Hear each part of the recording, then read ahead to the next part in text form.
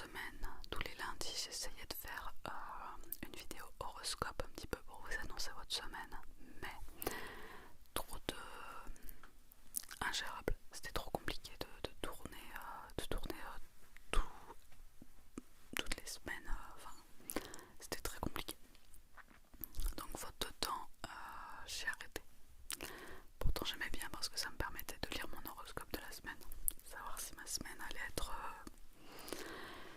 bien ou pas. Mais faute de temps, donc j'ai lâché l'affaire, on va pas se mentir. Et je me suis dit que j'allais reprendre le concept, mais plutôt mois par mois. Alors déjà c'est mieux parce que sinon trop de vidéos, c'est bon, je suis pas Madame Irma non plus, ni Rachel, si quelqu'un a la ref de Rachel. Donc voilà. Donc je vais plutôt faire maintenant les horoscopes mois par mois. C'est sympa. Et voilà.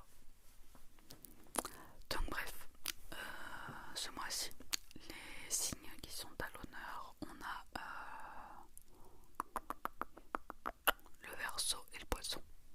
Poisson, signe qui m'intéresse énormément, étant donné que je suis Poisson.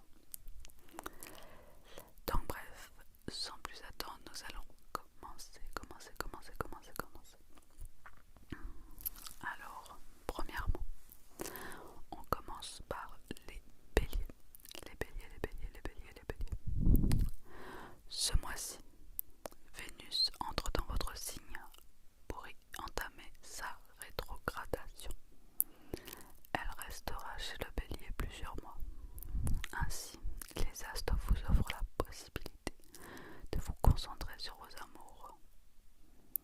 À 2, à 3, à 4, la complicité, l'épanouissement et la bonne humeur sont au programme. Célibataire, vous allez pécho sec. Partez donc à la conquête de l'amour. Et si vous avez une personne en tête, ne craignez pas de vous déclarer. Les béliers, c'est un mois d'amour pour vous. Un mois d'amour, vraiment. Que vous soyez en couple ou célibat, il y a de l'amour dans l'air à mort. Bah écoutez, c'est le mois de la Saint-Valentin, donc ça tombe très très bien. Ensuite, les taureaux. Avec une conjoncture planétaire légèrement tendue, pas question de faire des plans sur la comète pour les taureaux. Mercure, le soleil, Cérès et Pluton viennent vous confronter à la réalité pendant une grande partie du mois. Face aux petites difficultés, montrez-vous résolu et organisé. De même, afin de faciliter vos échanges avec les autres, faites preuve d'ouverture d'esprit et de compréhension.